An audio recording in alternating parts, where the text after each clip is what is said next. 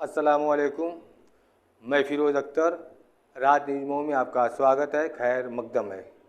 दोस्तों, देवबंद का नाम तो सुना ही होगा, मदरसा देवबंद, जो दुनिया में हर जगह इसके नाम के लेने वाले लोग हैं।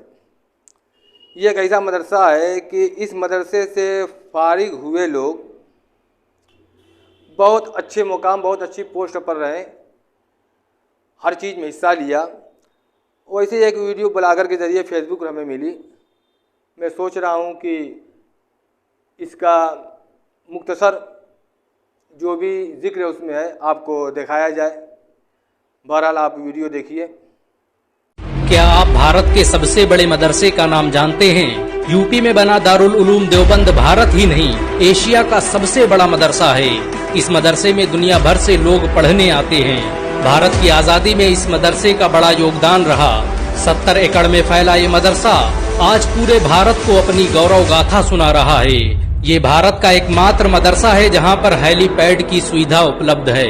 दारुल उलूम देवबंद ने भारत को सबसे बड़े वैज्ञानिक और राजनेता दिए। 20वीं सदी के अधिकतर राजनेता दारुल उलूम देवबंद की विचारधारा से प्रभावित थे।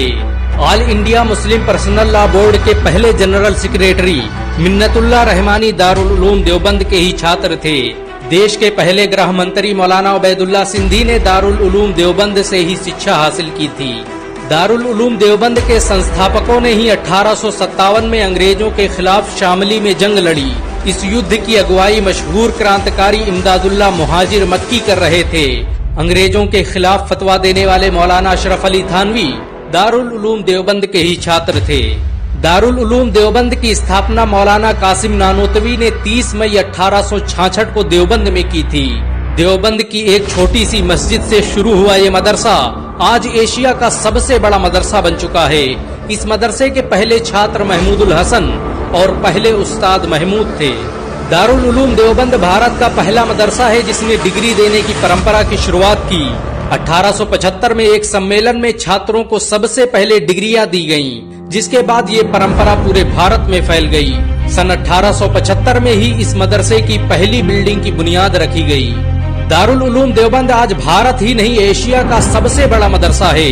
इस मदरसे ने उस वक्त हजारों मुफस्सिर, मुहद्दिस, मुफ्ती और आलिम पैदा किए जिस वक्त भारत में मुसलमानों को चुन चुन कर मारा जा रहा था। इस मदरसे ने कुछ ही सालों में इतने क्रांतिकारी पैदा कर दिए कि 1875 में अंग्रेज गवर्नर सर जॉन स्ट्रेची ने इस मदरसे की जांच के आदेश दे दिए। अंग्रेजों को डर था कि कहीं इस मदरसे की वजह से उनकी सल्तनत खतरे में न पड़ जाए। इस मदरसे की अहमियत का अंदाजा इस बात से लगाया जा सकता है कि अंग्रेजी खुफिया विभाग द्वारा दारुल उलूम देवबंद को भारत के सबसे बेहतरीन स्कूल होने का अवार्ड दिया गया। अंग्रेज अधिकारी सर जॉन पोमर ने तो यहाँ तक कह दिया कि इतना बेहतरीन स्कूल तो उसने इंग्लैंड में भी नहीं देखा।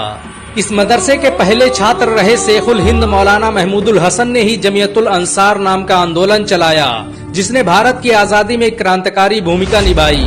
रेशमी रुमाल आंदोलन की शुरुआत करने वाले मौलाना उबैदुल्ला सिंधी दारुल उलूम देवबंद के ही छात्र थे।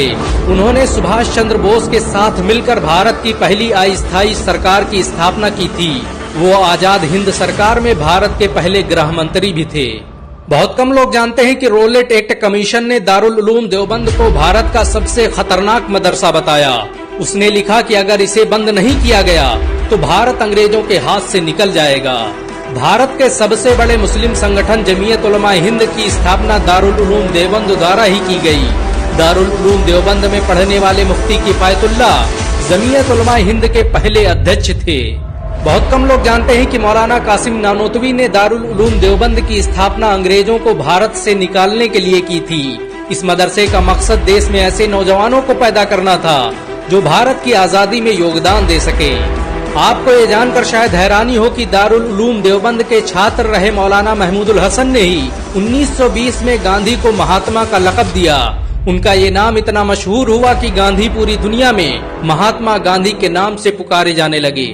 महमूदुल हसन ने ही हकीम अजमल खान के साथ मिलकर 1920 में जामिया मिलिया इस्लामिया यूनिवर्सिटी की स्थापना की थी ताकि भारतीय शिक्षा तंत्र को अंग्रेजों के चंगुल से आजाद करवाया जा सके।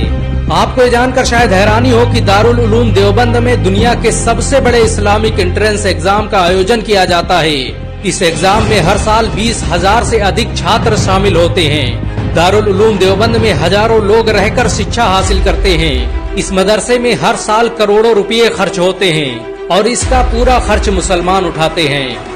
दारुल उलूम देवबंद ने भारत में इस्लाम को फैलाने में बड़ा बुनियादी किरदार अदा किया। इस मदरसे ने दुनिया में सबसे ज्यादा आलिम और शिक्षाविद पैदा किए। तबलीगी जमात की स्थापना करने वाले मौलाना इलियास दारुल उलूम देवबंद के ही छात्र थे। देवबंद की कोख से जन्मी तबलीगी जमात आज दुनिया का सबसे बड़ा धार्मिक संगठन बन चुकी है। इसमें जुड़ने वालों की संख्या 20 करोड़ से अधिक है। अमेरिका से लेकर रूस, जापान, इंडोनेशिया और फ्रांस के हर शहर में इसकी शाखाएं फैली हुई हैं। दुनिया के 150 से अधिक देशों में तबलीगी जमात के लोग मौजूद हैं। दारुल उलूम देवबंद भारत का पहला स्कूल था जिसने अंग्रेजों के खिलाफ अंतर्राष्ट्रीय स्तर पर आवाज उठाई।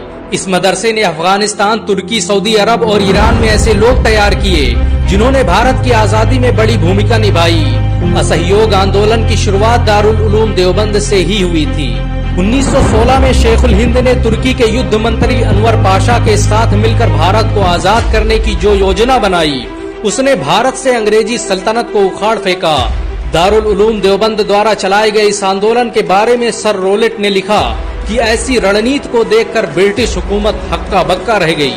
दारुल उलूम देवबंद ने भारत के लिए जो किया वो आज तक कोई नहीं कर पाया। उड़ीसा के गवर्नर विशंभर नाथ पांडे के मुताबिक ये मदरसा अपने आप में एक देश था। अगर ये न होता तो भारत कभी आजाद न होता।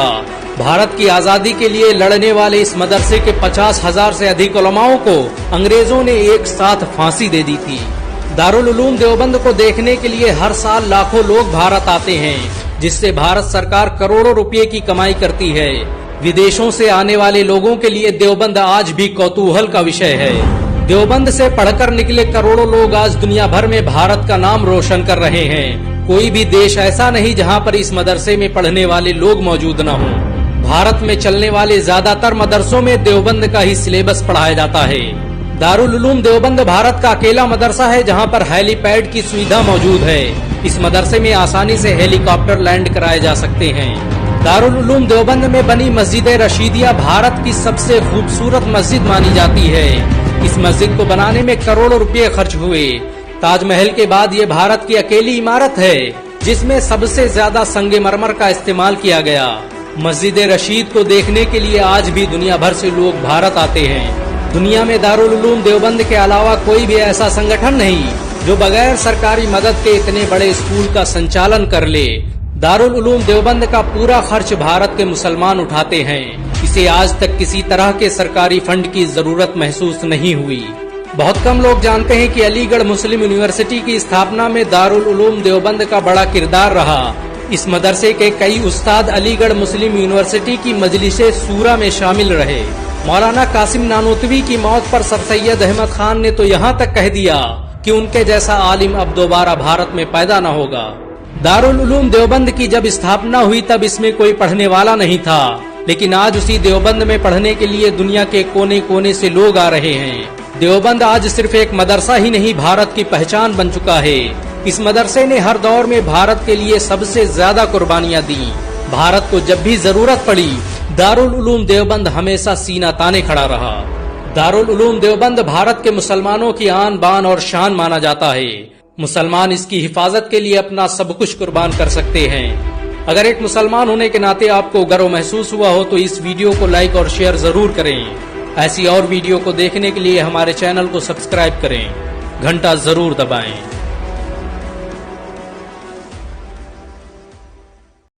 दोस्तों, मुझे उम्मीद है कि आप वीडियो देखकर खुश हुए होंगे। हम आपको ऐसी वीडियो और भी दिखाएंगे। अगर हमारी वीडियो अच्छी लगे तो शेयर कीजिए, लाइक कीजिए। कुछ कहना सुनना हो तो बेशक कमेंट कीजिए, और हमारे चैनल में नए हो तो सब्सक्राइब कीजिए, बेल आइकन दबाना न भूलें। अस्सलामु अलैकुम, खुदा हाफिज़।